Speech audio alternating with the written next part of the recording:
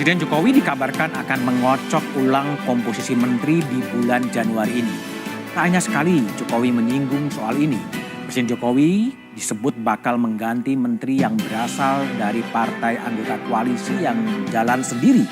Benarkah kinerja yang menjadi alasan atau karena beda garis politik semata? Lalu siapakah menteri yang akan diganti? Dan bagaimana nasib masa depan koalisi partai pendukung Jokowi? Inilah Satu Meja The Forum, pecah kongsi, menteri diganti.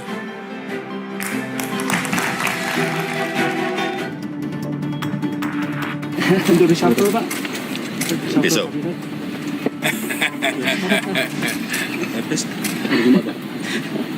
Bisa Jumat, bisa Senin, bisa Selasa, bisa Rabu. Partai Nasdem yang sudah mendahului mendeklarasikan calon presidennya. Kalau memang gentle betul seperti itu, gitu ya, akan lebih baik. Itu menteri-menterinya lebih baik mengundurkan diri. Jangan sampai ada presiden-presiden mendadak, presiden dadakan yang mencoba berasumsi dirinya sebagai presiden atau mempengaruhi presiden, ya, mempengaruhi presidential rights, prerogative presidential rights presiden. Jangan.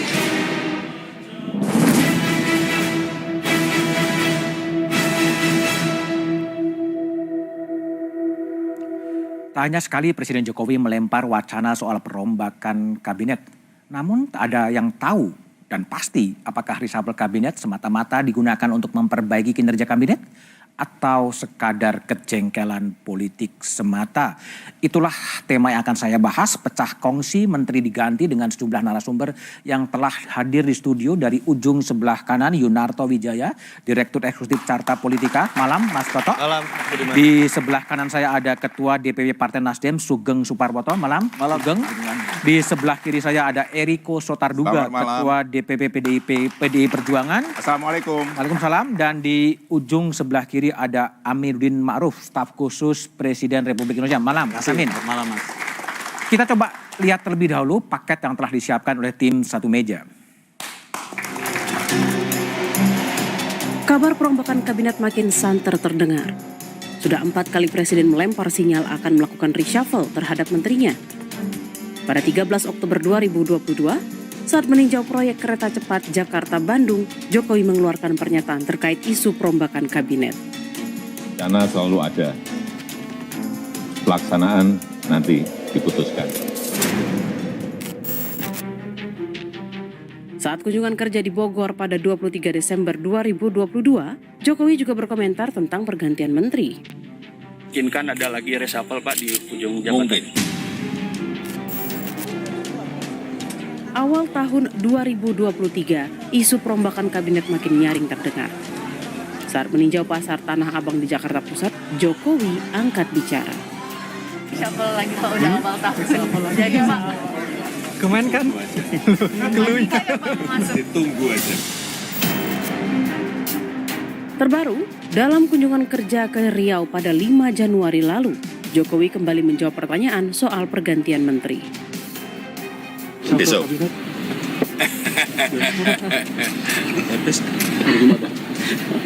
Bisa Jumat, bisa Senin, bisa Selasa, bisa Rabu.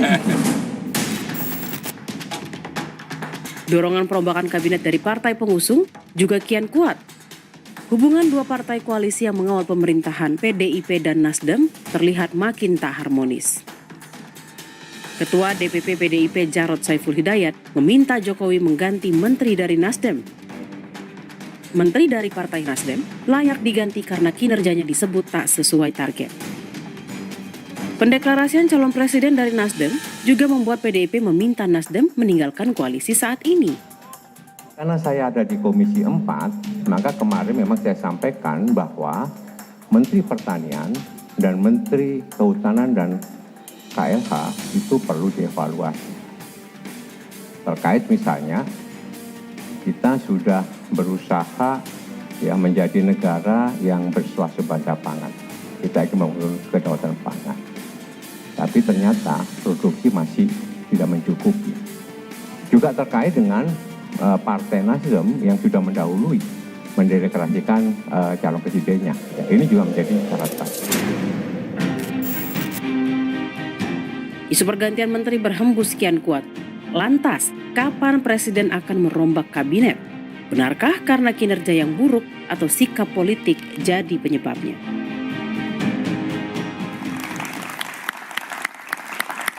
Oke, saya akan bertanya kepada Aminuddin Ma'ruf, staf khusus Presiden Republik Indonesia. Mas Amin, jawaban Presiden pendek-pendek. Mungkin bisa Senin, bisa Selasa, bisa Rabu, bisa Jumat, ditunggu saja. Sebetulnya reshuffle kabinet akan terjadi di bulan Januari? Ya, seperti Presiden sampaikan bisa kapan aja, Mas.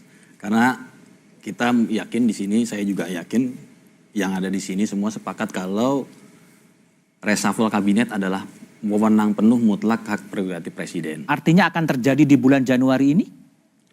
Ya tadi saya sampaikan ada kemungkinan itu bisa kapan saja dan memang proses assessment itu selalu dilaksanakan oleh Presiden terhadap anak-anak buahnya di kementerian, di menteri terutama ya. Karena suka tidak suka menteri dan wakil menteri itu adalah jabatan politik yang selalu dinamis seperti inilah. 4 kali wacana reshuffle yang kemudian disampaikan oleh Presiden meskipun jawabannya pendek-pendek. Pesan apa sebenarnya mau disampaikan? Tadi saya sampaikan bahwa proses asesmen itu terus berlanjut, terus berjalan.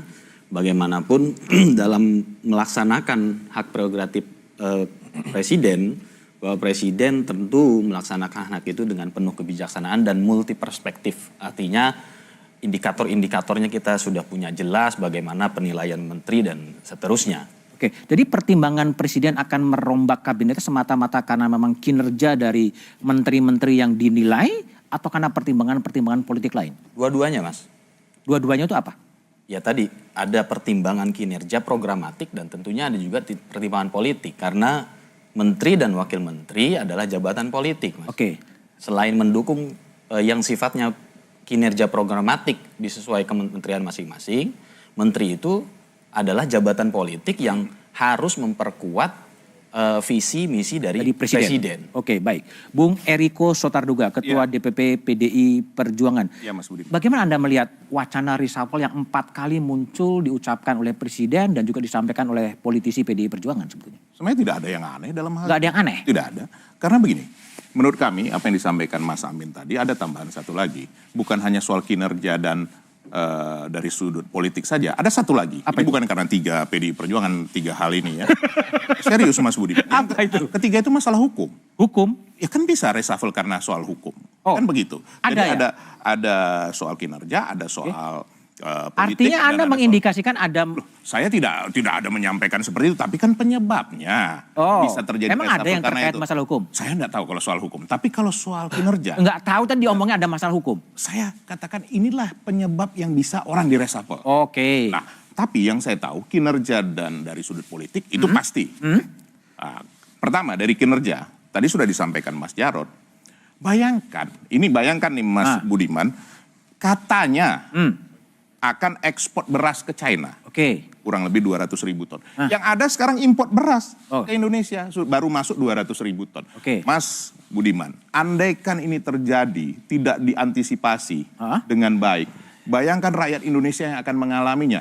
Pertama, inflasi yang tinggi. Kedua, kekurangan bahan pangan. Oke. Nah, itu bukankah suatu hal yang sangat fatal? Itu yang kemudian harus ada reshuffle tadi. Banyak hal lagi. Kalau kita mau kaji di sini, nanti bisa ditanyakan dengan Komisi 4. Belum yang lingkungan hidup.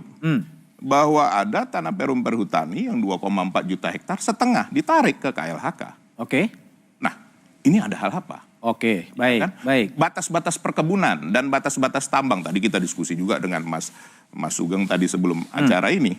Itu juga tidak jelas. Oke. Ini akan menimbulkan masalah di kemudian hari. Oke. Nah, jadi kalau dari segi kinerja itu sudah pasti penilaian di Komisi 4. Silakan ditanyakan teman-teman hasil rapatnya. Kedua, soal politik. Sekarang begini Mas Budiman. Mau mencari antitesa. Apa maksudnya? Antitesa. Kan begitu. Nah, sekarang sudah menyatakan ini. Kalau ini memang serius, kenapa tidak dijadikan saja? Dan sebenarnya apa masalahnya dengan mundur dari kabinet? Oke, baik. Kami pernah baik. mengalami jadi oposisi, Mas. Oke. Wajar-wajar saja. Bahkan Enak oposisi setelah oposisi menang. Oke, Sugeng, Ya. ini gimana sebetulnya Anda lihat sinyal reshuffle yang berulang kali disampaikan oleh Presiden dan diperkuat oleh Eriko tadi, gimana Anda lihat? Nampaknya argumentasi sudah disiapkan. Sudah disiapkan.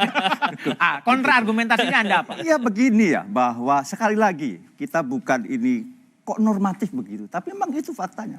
Ini hak prerogatif Presiden. Ya. Yang berhak menilai adalah Presiden. Presiden. Ingat, Presiden melantik dan memberhentikan menteri itu Presiden. Jadi memang hak prerogatif Presiden. Bagi kami sekali lagi tidak ada masalah sedikit pun kalau toh atas kebutuhan, atas penilaian, atas dan sebagainya Presiden lantas memutuskan untuk direshuffle yang itu notabene adalah menteri dari Nasdem. Sekali lagi tidak menjadi masalah apa-apa secara politik. Tidak ada masalah apapun. Tidak ada masalah apapun. Oke. Betul, dan kami akan tetap mendukung Pak Jokowi sampai tahun 2024. Catat itu. Jadi tidak ada keberatan apapun tidak seandainya ada Menteri keberatan Nasdem di reshuffle. apapun. Sekali lagi tidak ada keberatan. Hanya langkah politik lanjutnya harus kita nggak tahu ya. Ya, bukan. Tetap akan mendukung sekali lagi. Meskipun Nasdem di reshuffle. Ini resmi ini. Resmi ya? Pernyataan resmi. Dari Ketua DPP Partai Nasdem. Ya, dan ini atas sepengetahuan Ketua Umum. Saya katakan. Sudah sepersetujuan. Ya, sudah persetujuan Ketua. Kalau toh Nasdem di reshuffle, Nasdem akan tetap bersama Jokowi menuntaskan sampai tahun 2024. Dengan berbagai konsekuensi yang harus ditanggung. Tanpa reserve apapun. Tanpa reserve apapun. Mungkin unik, mungkin aneh, mungkin inilah etik politik yang sedang kami bangun. Ingat, konstitusi memerintahkan, konstitusi jelas. Calon presiden dan wakil presiden dicalonkan adalah partai politik dan gabungan partai politik. Dan dari awal Nasdem lah yang mencalonkan Pak Jokowi. Amin. Maka bertanggung jawab juga secara moral dan etik untuk mengantar suksesnya seorang Jokowi. Nah gitu loh. Meskipun menterinya di reshuffle. Meskipun menterinya di reshuffle. Ini pernyataan resmi. Wah, harus ditegaskan pernyataan resmi dari DPP Partai Nasdem. Toto, jadi Toto lihat ini perombakan kabinet di awal-awal tahun politik sebetulnya apa sih yang terjadi? Saya sekaligus klarifikasi gini, Mas. Munculnya ini 23 Desember. Kenapa saya harus merasa klarifikasi? Sehari sebelumnya itu ada rilis survei Carta Politika. Dan kalau dilihat rekaman lengkap, Presiden ditanyakan bagaimana respon terhadap survei Carta Politika. Kenapa harus saya klarifikasi? Setelah itu banyak beberapa petinggi partai itu nelfon saya, nanya, ini survei settingan Presiden atau bukan? Misalnya untuk nendang seseorang atau partai tertentu. Ini survei yang berisi soal kesetujuan soal reshuffle. Surveinya itu sebetulnya berbicara mengenai banyak hal. Approval rating, berbagai macam sektor, termasuk mengenai reshuffle. Apakah baru sekarang ditanyakan? Tidak. Dalam 6 kali rilis kita, ini selalu ditanyakan. Tetapi kenapa jadi menarik perhatian publik dan wartawan dan ditanyakan kepada Presiden? Karena memang harus diakui ada momen terkait dengan isu mengenai keluarnya Nasdem atau tidak. Jadi dikaitkan secara politik. Dan saat itu doorstop loh. Jadi kalau saya mau berspekulasi, pertama dilihat dari momen, bukan Pak Jokowi yang memulai. Carta Politika yang memulai? Bukan. Bukan juga? Wartawan melakukan doorstop dan tidak mungkin untuk tidak ditanya. Karena Carta sudah menanyakan ini 6 kali dan 6 kali dirilis. Wartawan baru kali ini menanyakan ke Pak Jokowi. Itu yang pertama. Jadi saya sih sebenarnya belum melihat ada indikasi kuat Pak Jokowi sedang mengeluarkan sebuah sinyalemen politik untuk reshuffle. Itu pertama. Yang kedua, saya konsisten menyatakan catatan kritis buat pihak-pihak yang kita bahas di sini. Pak Jokowi simple. Bagaimana reshuffle harus tetap diartikan tata ulang kinerja. Bahwa bobotnya ada politik, ada variabel lain, tentu saja itu menjadi hak prerogatif Presiden. Tapi jangan sampai hanya pada bobot politik semata. Karena bukan tata ulang koalisi, arti dari reshuffle. Yang kedua, catatan kritis buat teman-teman PDI Perjuangan yang berani belak-belakan berbicara mengenai misalnya 2 menteri dan sikap politik Nasdem adalah saya harapkan ini tidak bobotnya lebih berat kepada sekedar perbedaan sikap politik.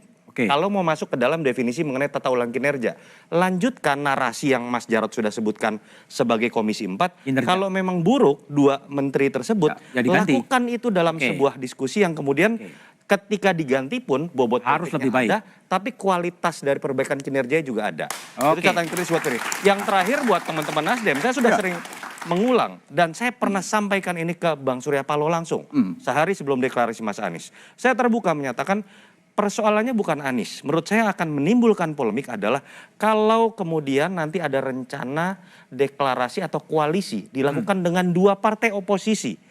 Kalau itu dilakukan, artinya Nasdem sudah memilih bergabung dengan dua partai yang memiliki cara pandang berbeda tentang negara. Dan kita sudah punya pengalaman empiris pada tahun 2018, PAN melakukan itu dan PAN mundurkan diri. Oke, itu Fasun ya. Tapi ada juga pertanyaan Bung Amin. Apa betul sih kemudian menteri-menteri dari Nasdem yang disebut-sebut udah dipanggil oleh Presiden Jokowi, tapi jawabannya setelah jeda berikut ini.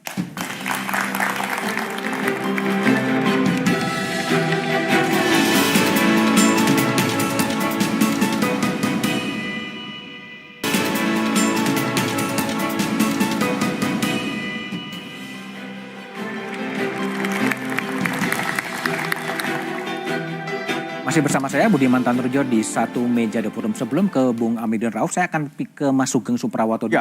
Tadi Yunarto memberikan contoh 2018 PAN kemudian memilih untuk mundur dari kabinet. Apakah itu ada kemungkinan dilakukan oleh Nasdem? Sekali lagi tidak. Tidak. Itu artinya apa? Secara moral dan etik kita melakukan politik yang tidak baik. Kenapa demikian? Ingat, yang mencalonkan itu adalah Nasdem. Maka Nasdem bertanggung jawab sampai tuntas tugasnya Jokowi di tahun 2024. Itu bukan karena, catat, bukan karena kita mau menjilat kekuasaan. Tidak. Itu adalah kewajiban moral etik bagi partai Nasdem. Karena yang apa? Dan akan setia sampai 20 Oktober 2024. Persis.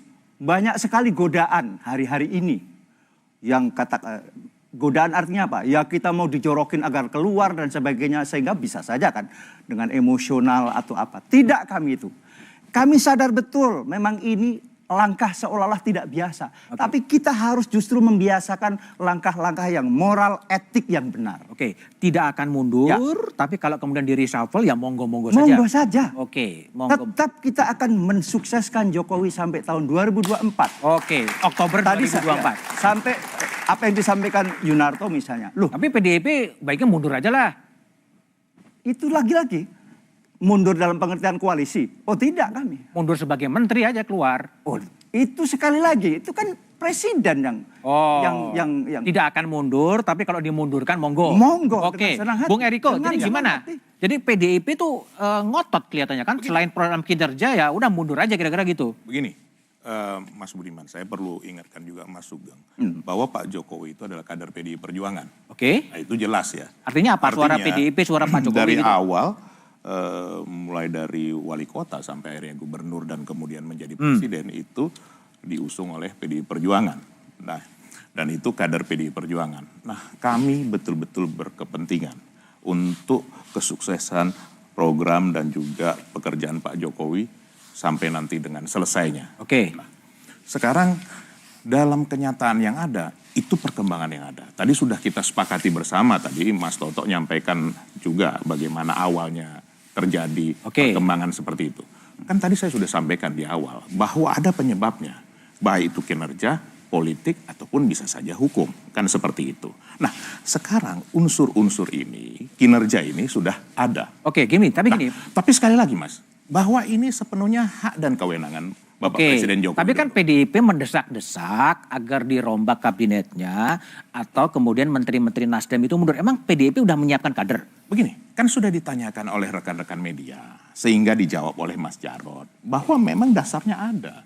Dari sudut kinerja juga jelas. Tapi ada satu yang menarik Mas Budiman hari ini. Saya tadi baca di mana itu bahwa ada pernyataan yang menyampaikan bahwa kalau ngotot nanti misalnya AHY atau dari koalisi artinya kalau ini koalisi tidak terjadi. Nah, jangan-jangan kalau ini tadi menjawab apa yang disampaikan AHY dengan reshuffle? Jangan-jangan ini nanti mungkin bisa saja tidak terjadi hal ini dan kembali balik badan bisa juga. Saya tidak tahu apakah nanti Nasdem nanti kembali lagi tidak mencalonkan yang sekarang sudah dicalonkan. Kan itu perkembangan yang menarik juga. Seperti itu. Itu kalau saya melihat Mas. Tapi sekali lagi, bahwa unsur-unsur ini sudah terpenuhi. Oke. Tinggal sekarang Bapak Presiden Jokowi, dan tadi sudah dijawab Mas Eksekusi. Amin, Nah. besok lah besok itu terserah Pak Jokowi, besok ya? mau minggu depan, Besoknya mau orang akhir Jawa, Januari, mau Februari, itu kan kepentingan beliau sebagai presiden yang mengomandoi seluruh menteri-menterinya.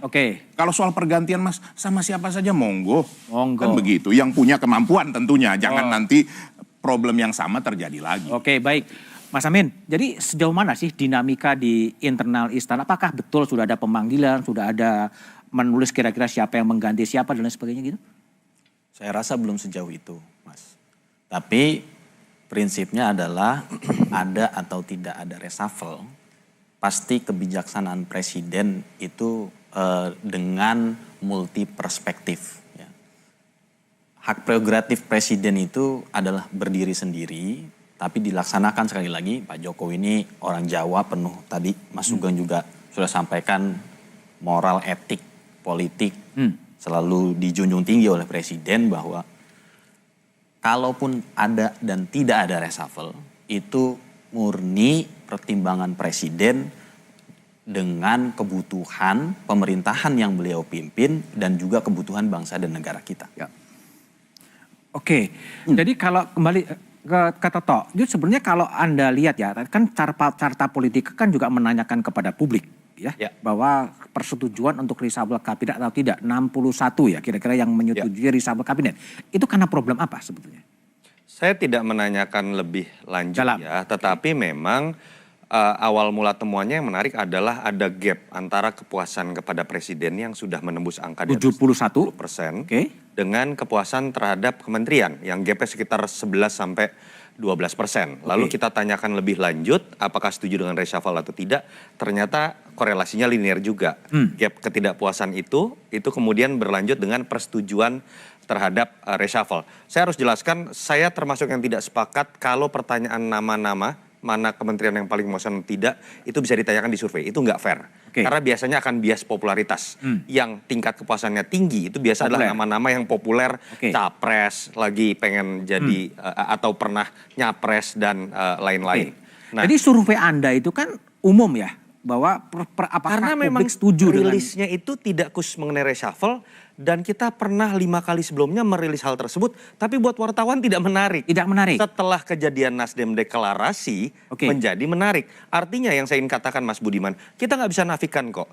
Unsur politiknya sangat kuat. Apakah tidak ada hak kemudian buat presiden menggunakan alasan politik dengan bobot lebih berat?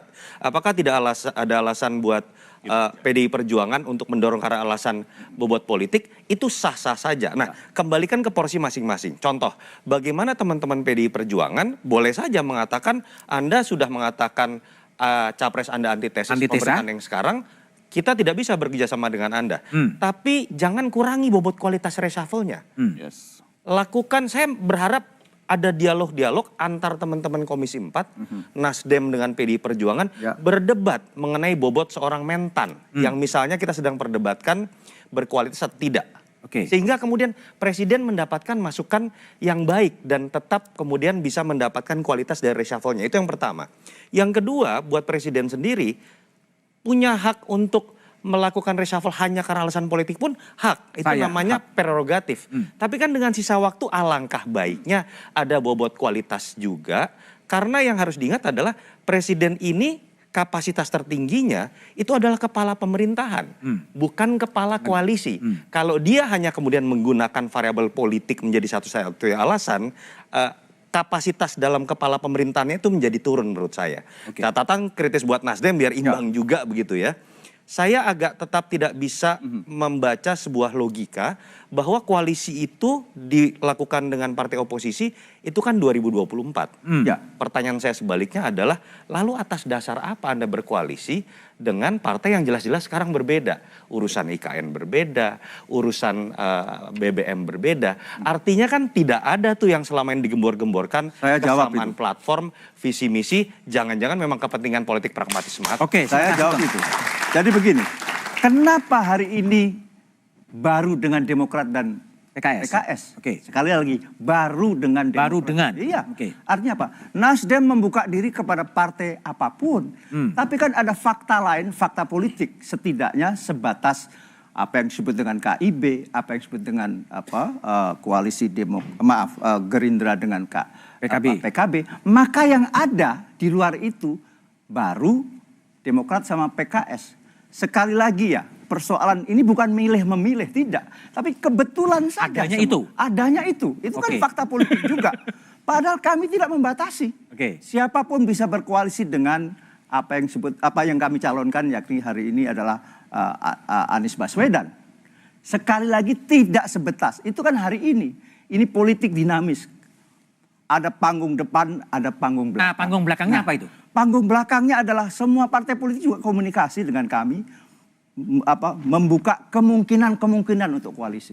Yang belum tercapai apanya? Yang belum tercapai ya kita yang 3 aja belum kan? Begini, ada partai politik bisa memutuskan karena otoritasnya. Ada partai politik yang tidak memutuskan karena sesuatu yang otoritasnya itu terbelenggu dan sebagainya. Ini fakta politik yang itu panggung belakangnya. Saya kira semuanya tahu dalam percaturan hari. Ada partai politik yang tidak punya otoritas bahkan untuk memutuskan keputusannya hari ini. Tapi gini, Geng, kalau tadi surveinya Toto itu kan 61,8% setuju reshuffle kabinet kan umum sifatnya. Tapi kenapa Nasdem yang kemudian diarah? Nah, itu yang kita tidak. Kalau menurut Anda apa? Kalau tadi kan mengevaluasi misalnya Komisi 4. Saya mau buka Komisi 7. Kalau dilihat prestasi, tidak pernah tercapai lifting minyak yang ditetapkan APBN. Menterinya siapa? ESDM, PDI. Tapi kami itulah bagian yang tetap mau kenapa. Tapi kita tidak menjadi alat politik, alat legitimasi. Tidak. Dalam konteks reshuffle, dalam konteks prestasi. Lifting minyak ditargetkan APBN tahun 2022 misalnya adalah 703.000 barrel per day. Jadi ada yang juga tidak perform kira-kira begitu ya? Kalau diukur dari sekedar kinerja. Jadi lebih alasan politik ya? Kan tadi dengan argumentasi kinerja. Gitu. Gimana Bung Eriko, ada juga menteri yang nggak perform nih menurut komisi itu? Monggo, silakan. Silakan apa, di reshuffle juga? Silakan dinilai. Ini kan hasil dari rapat di Komisi 4. Yang ada kesimpulannya. Dan itu ada datanya. Dan itu kejadian yang terbukti sahih. Tapi kan sekali lagi itu keputusan presiden. Siapapun yang mau direshuffle ataupun tidak. Terserah presiden. Monggo saja. Poinnya sama Mas Budiman. Jadi ini Mas Budiman. Ini kan sebenarnya tadi kan pertanyaan. Ini kan sumbernya dari Carta Politika. Yang kebetulan 3 kali tadi disampaikan oleh Mas Toto ini. Memang Carta Politika 3 kali. Carta Politika. Kemudian wartawan menanyakan. Wartawan juga? Ya, kepada kami. Yang goreng wartawan juga gitu? Sah-sah saja. Media kan salah satu juga pilar demokrasi. Tidak ada yang salah dalam hal itu. Nah ditanyakan, nah dijawab oleh Mas Jarod bahwa kinerjanya memang tidak baik. Itu nyata. Lah kalau Mas Sugeng monggo saja kalau Komisi 7 mau mengevaluasi silakan saja.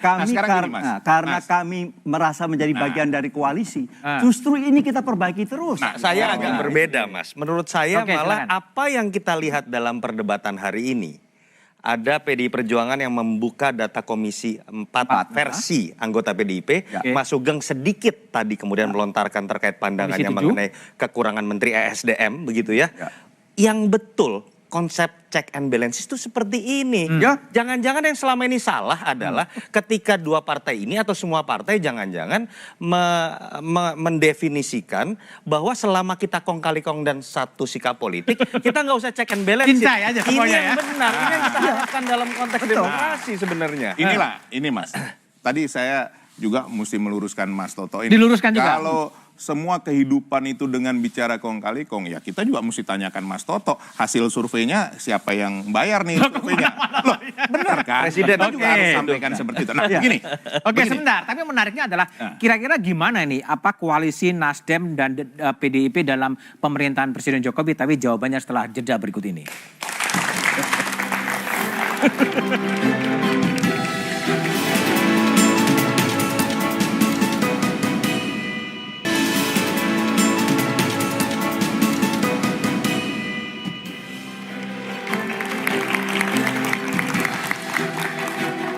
Masih bersama saya Budiman Tanurjo di Satu Meja The Forum. Kembali ke Sugeng Suparwoto. Nasdem ini memang mencalonkan Presiden Jokowi. Tapi ada kesan publik hari-hari ini tuh belok sebetulnya. balik badan ya dengan memunculkan antitesa dan lain sebagainya. Apa yang terjadi sebenarnya? Begini, soal antitesa itu kan interpretasi orang lagi-lagi. Oh. Sekali lagi kita pertegas bahwa Jokowi dan itu adalah kesinambungan dari semuanya. Oke. Ada, sebagaimana juga Bung Anies kemukakan, ada continuity dan juga ada change. Dan kan memang begitu fitrahnya. Ini kan mengandaikan dialektikanya Hegel ya. Ada tesa, antitesa, maka timbul tesa baru, maka nanti dan seterusnya. Tapi fakta tidak dalam konteks itu. Tapi dalam fakta politik kan mengatakan sejak Nasdem kemudian mendeklarasikan Mas Anies sebagai baca pres 2024, langkah-langkah fraksi DPR Nasdem berbeda ya? Kak? Tidak sama sekali. Sama sekali tidak berbeda. Silakan sebut di mana bedanya. Banyak hal keputusan-keputusan strategis justru Nasdem tetap di depan. Soal pendanaan IKN misalnya kan Nasdem nggak mau sebenarnya ikut. Di mana nggak maunya? Kita tetap ikut mendukung, itu sudah menjadi undang-undang kok. Sama sekali nggak mengkoreksi apapun soal IKN. Yang menggunakan dana dari APBN dan lain sebagainya itu? Tetap kan itu di APBN sudah diketok. Artinya apa? Persetujuan masing-masing fraksi dan komisi sebagaimana penyusunan kita APBN itu masuk kita sudah se-enjoy di APBN tahun 2023 sudah disahkan, seluruh fraksi sudah mendukung. Tidak ada perubahan apapun. Tidak ada perubahan apapun. Tapi gimana? Kalau Eriko lihat Sekjen PDI Perjuangan Hasto Kristianto mengatakan sejak deklarasi itu ada perubahan perilaku politik, sikap politik dari Nasdem di DPR yang mengganggu soliditas dari partai koalisi pemerintahan di parlemen. Gimana Anda lihat? Itulah yang saya sampaikan tadi sebenarnya Mas Budiman. Kalau yang disampaikan Sekjen itu perubahan itu pasti ada. Perubahan dari Nasdem. Ya, tetapi misalnya apa sih? Dikatakan sampai signifikan betul, sampai misalnya apa yang menolak total itu tidak ada. Tidak ada. Ya. Tapi terlihat itu perubahan-perubahan. Sebenarnya begini, simpel saja sebenarnya. Makanya kenapa tadi saya sampaikan juga di awal bahwa sebenarnya sikap seperti Nasdem ini hal yang biasa. Biasanya kenapa Mas Budiman? Ya biasa juga kelihatan agak agresif PDIP. Saya ingin mau mengajak kita untuk berpikir secara terbuka ya. Bahwa kan ada market yang juga yang mau dituju. Kan ini partai politik mau menang. Market elektoral ya? Ya market elektoral. Sekarang begini, ini kalau memilih yang di bagian Bapak Presiden Joko Widodo dan juga nanti keberlanjutannya, itu kan segmentasinya katakanlah let's say 60-70%. Ada segmentasi yang 30% yang masih free. Ini yang sebenarnya mau diambil oleh Nasdem. Hanya saya melihat kenapa itu tidak diwujudkan, kenapa harus tanggung. Karena di dalam dunia politik, coba tadi lihat, rakyat itu betul-betul sangat memahami. Mas Yunarto, Anda tadi yang menyampaikan bahwa popularitas Pak Jokowi 71%. Tapi diminta 3 kali, apa tidak drop? Artinya apa? Artinya rakyat sudah sangat dewasa. Nah, dalam hal konteks ini artinya apa? Dalam konteks ini seharusnya, ini ya kalau kita beradu argumentasi dalam dunia politik, seharusnya segmentasi yang kemungkinan 30% ini di pihak ya katakan Anies ini dengan grupnya Nasdem ini harusnya diwujudkan. Tapi ini kan tidak terwujud juga sampai saat ini. Belum. Tadi dikatakan calonnya ini tidak disetujui. Ini kan hal-hal yang prinsip. Kan begitu. Tapi ya monggo saja kan politik kan pasti dinamis. Nah, tapi sampai saat ini belum terbukti. Jadi ya kalau saya sebenarnya walaupun nama saya Riko Sotarduga, saya tidak mau menduga-duga. Jangan-jangan ini Mas Budiman. Ini langkah Nasdem mau balik arah lagi. Kalau saya lihat ya, tidak berhasil ini akhirnya ya udahlah. Kami gabung lagi. Mungkin lebih di tengah. Anda lihat nggak ada perubahan sikap politik fraksi Partai Nasdem di parlemen sejak deklarasi Anies itu sebetulnya? Salah satu yang sempat memunculkan polemik kan adalah Nasdem termasuk partai yang belakangan menyetujui kesepakatan mengenai IKN dalam rapat resmi DPR. Itu ada catatannya yang pertama. Yang kedua sebenarnya lebih ramai itu bukan dalam sikap DPR atau dalam rapat komisi. Sebetulnya dalam talk show di media. Ketika bahasannya adalah politik elektoral. Ya, saya kasih contoh saja yang membuat kontroversi. Statement pertama terkait antitesis itu muncul dari orang yang sekarang juga saya tidak tahu apakah masih di Bang Zulfan Lindan ya? Bang Zulfan Lindan. Di situ kemudian muncul perdebatan. Yang kedua salah satunya misalnya dari tafsiran Gus Coy atau Effendi Hoiri yang sempat mengutarakan mengenai IKN ini fantasi. Fantasi? Ya, nah itu kan sementara kita tahu Gus Coy itu jubir ketika kemudian berulang-ulang menjadi jubir dan mengeluarkan statement terhadap kebijakan yang strategis, artinya kan bisa dianggap ini pembiaran dari DPP. Jadi menurut saya spekulasinya memang tidak salah juga ketika mengarah kepada perubahan yang ada gitu. Nah, pertanyaannya adalah kan sekarang tinggal pilihan antara Nasdem yang akan menyelesaikan polemik ini dengan mengundurkan diri, atau Pak Jokowi yang mengambil perannya secara prerogatif untuk kemudian memang melakukan reshuffle, termasuk salah satu fungsinya adalah menyelesaikan polemik ini. Tidak juga menjadi beban buat partai lain, tidak juga menjadi beban buat Nasdem. Oh, menyelesaikan polemik dalam Tapi dengan catatan, jangan sampai peristiwa besar bernama reshuffle yang maknanya adalah tata ulang kinerja, itu kemudian tidak dimanfaatkan sebaik-baiknya untuk melakukan perbaikan kinerja tadi. Artinya gini loh, saya sepakat bahwa misalnya Menteri Nasdem karena alasan politik boleh dicopot. Tapi alangkah baiknya ada alasan juga yang menjelaskan bahwa menteri itu tidak baik kinerjanya. Kan harus diimbangi juga dengan logika lain. Artinya kalau ada menteri dari partai lain, walaupun partainya masih loyal, tapi kinerjanya buruk, harusnya kan juga diganti. Tapi Toto lihat kan, memang apakah betul bahwa Nasdem sudah tidak seia sekata dengan koalisi dan Jokowi dan partai koalisi sebetulnya? Sebetulnya kalau kita melihat dalam rapat-rapat, sorry ya teman-teman anggota DPR, mereka tetap bercanda dan biasa saja kok. Biasa saja. Tidak ada perdebatan seperti dalam talk show seperti ini. Tetapi balik lagi, logika saya mengenai bernegara, saya tetap tidak masuk. Bicara berkoalisi dengan dua partai oposisi yang hampir selalu menyatakan berbeda dalam berbagai kebijakan strategis Jokowi, lalu kemudian sekarang berkomunikasi paling intens, di sisi lain kemudian mengatakan kami tetap fokus pada menjaga pemerintahan Jokowi. Itu tidak mudah dilakukan. Tidak mudah. Seberapa sulit? Mudah kok itu semua. Mudah. Betul. Kita ini menjawab apa yang disampaikan Toto. Apakah gak mungkin? Sangat mungkin. Kami di tim kecil, kebetulan saya masuk tim kecil, membahas tentang calon presiden kita di tahun 2024 ke sana. Bahwa hari-hari ini dalam konteks pemerintahan Jokowi Ma'ruf Amin, kita betul-betul diametral beda kita. Dengan misalnya PKS, dengan Demokrat, hal-hal tertentu. Satu contoh yang sangat strategis adalah kenaikan BBM misalnya. Itu betul-betul diametral gitu. Dan itu kita tunjukkan bahkan dalam titik-titik tertentu menjadi aneh kami ini gitu. Kenapa? Karena partai pendukung lain cukup setuju ketika penaikan itu. Tetapi begitu ke publik malah menjawab lain. Kita bisa memberi contoh lah gitu. Tapi kan nggak perlu juga diungkap. Nggak perlu juga ya. Lah ya itulah. Kan aneh itu. Kami yang, mohon maaf, saya sebagai Ketua Komisi 7 bahkan menjadi juru bicara pemerintah dalam hal ini. Tentang kenaikan BBM misalnya. Kenapa? Karena kita melihat politik dan ekonomi harus kita dudukkan pada realitas yang rasional. Meskipun ada afirmatif. Pertanyaannya kalau diametral ngapain koalisi? Untuk tahun 2024 pertama. Kedua, adanya hanya itu. Hanya itu. Adanya hanya itu. Agak sedih juga sih kalau alasan koalisi karena adanya hanya itu. Bukan. Ini bicara kebetulan yang lain juga sudah dikunci ya? Dikunci. Baik. Kita kan tahu juga panggung belakangnya bahwa yang lain dikunci. Saya pertanyaan untuk Mas Amin ya, dengan berbagai dinamika dan politik yang ada, sebetulnya kapan sih menunggu momen apa lagi bagi Pak Jokowi untuk kemudian merombak kabinet? Tapi jawabannya setelah jeda berikut ini.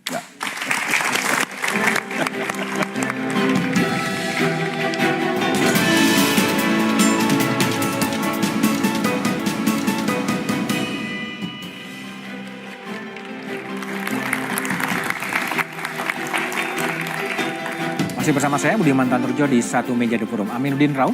Jadi banyak sekali dinamika politik yang terjadi. Jadi kemudian Presiden Jokowi pasti akan merombak kabinet dengan alasan apapun atau seperti apa sebenarnya akan dikerjakan? Tadi yang kami sampaikan di awal bahwa hak prerogatif Presiden di bidang reshuffle itu dilaksanakan tentu dengan pertimbangan dan kebijaksanaan yang sangat matang. Yang kedua dengan multi perspektif. Saya ingin menyampaikan dari perspektif yang lain. Bahwa reshuffle tidak hanya mengganti atau menteri. Ya, tapi juga mengisi posisi yang kosong. Saya kasih contoh misalkan wakil menteri luar negeri. Mamen, Kita punya tantangan di geopolitik hari ini yang begitu dinamis. Pasca G20 kita menjadi presidensi G20 yang begitu sukses. Terus kemudian tahun ini juga kita menjadi keketuaan di ASEAN. Ini kan dari tadi kita tidak bahas. Artinya apa? Mengisi kekosongan wamen ya? Yes. Based on-nya itu adalah, pertama adalah kebutuhan untuk meningkatkan konsolidasi pemerintah dalam mewujudkan visi presiden. Yang kedua adalah pertimbangan presiden untuk mewujudkan tadi yang kebutuhan tentang legacy beliau selama memimpin sampai akhir 2020. Oke, baik. Bung Eriko, politik memang pertemuan berbagai kepentingan. Apakah dalam konteks yang sekarang kemudian koalisi antara PDIP dan Nasdem betul-betul akan pecah kongsi atau kemudian hanya kepentingannya yang nggak ketemu sebetulnya?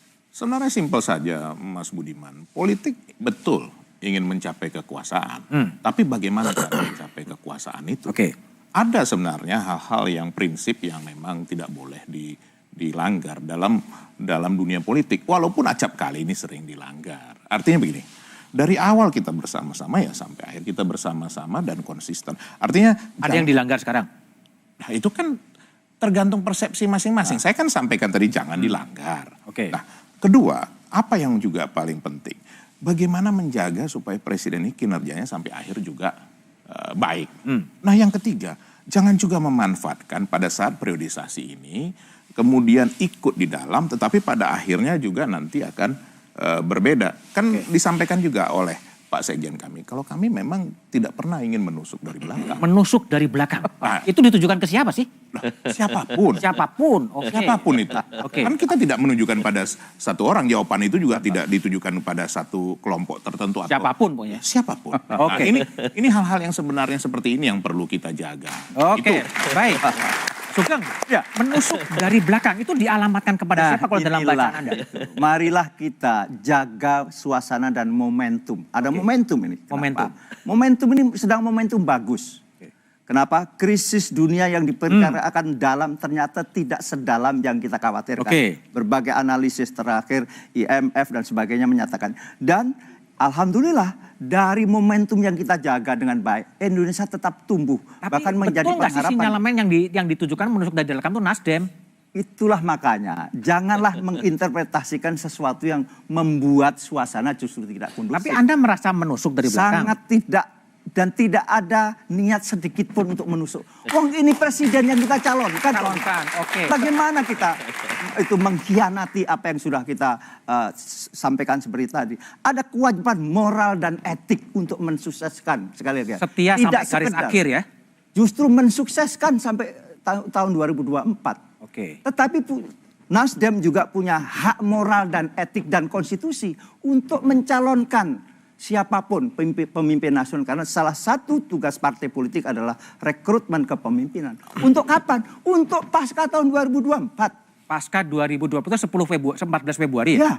Pasca presiden ini mengakhiri tugas dan tanggung jawab. Itu firm bagi kami. Baik. Yunarto Wijaya. Jadi gimana Anda lihat panas dingin hubungan PDIP dan Nasdem baik sebelum 14 Februari maupun sekarang ini gimana sebenarnya? Diselesaikannya gimana agar pemerintah tetap bisa berjalan dengan cukup baik? Isu ini bukan pertama kali, kita nggak bisa berpura-pura ya. Rumor terkait panas dinginnya hubungan Nasdem dengan PDI Perjuangan ada banyak sekali kronologi yang bisa kita diskusikan. Dan yang sebetulnya menarik adalah di situ kan ada sebuah kenyataan. Dua partai ini memang memiliki dua tokoh yang paling berpengaruh di Indonesia. Kalau kita bicara hubungan antara Pak Jokowi dengan ketua umum lain, sifatnya bisa dikatakan, saya bisa mengatakan mungkin cenderung Pak Jokowi ada di atas. Tapi karena faktor senioritas, dua orang ini punya hubungan yang lebih bisa sensitif sifatnya. Nah, yang terkait dengan tensi panas dingin ini khas dari situasi menuju open election. Kita masih bersyukur dibandingkan dengan situasi menuju open election SBY jilid kedua, terutama 2012 ke 2014, fakta Lemdak itu terjadi loh. Apa sih benchmark Lemdak atau tidak? Approval rating. Semenjak Juli 2011, approval ratingnya tidak pernah di atas 60%. Jokowi masih ada di atas 70%. Artinya betul tensinya panas dingin, tapi faktanya di hadapan masyarakat semua harusnya masih bisa dilihat baik-baik saja. Nah, harusnya ini yang bisa dimanfaatkan oleh Pak Jokowi ketika beliau ingin menjadi kingmaker, katakanlah seperti itu. Atau kemudian minimal akan soft landing sebagai presiden 2 periode. Ketika ingin jadi kingmaker pun, yang akan bisa menjadi modal utama keberhasilan beliau jadi kingmaker itu bukan kepiawaian beliau kemudian memainkan politik balas budi atau bagi-bagi kursi kepada approval rating. partai-partai. Kalau approval ratingnya tinggi dan itu hanya bisa dilakukan melalui kinerja, itu sudah menjadi modal lebih dari cukup. Oke, baik Yunarta Wijaya, Sugeng, Eriko, dan Aminuddin Rauf. Isu reshuffle kabinet telah ikut menghangatkan suhu politik di tahun politik. Karena mengganti menteri adalah hak Presiden Jokowi, biarlah Presiden Jokowi menilai apakah kabinet mau dirombak atau tidak. Publik hanya berharap agar tugas konstitusi menyejahterakan rakyat dan menghadirkan keadilan bisa dipenuhi. Demikian Satu Meja The Forum malam ini, sampai jumpa pekan depan. Selamat malam dan terima kasih.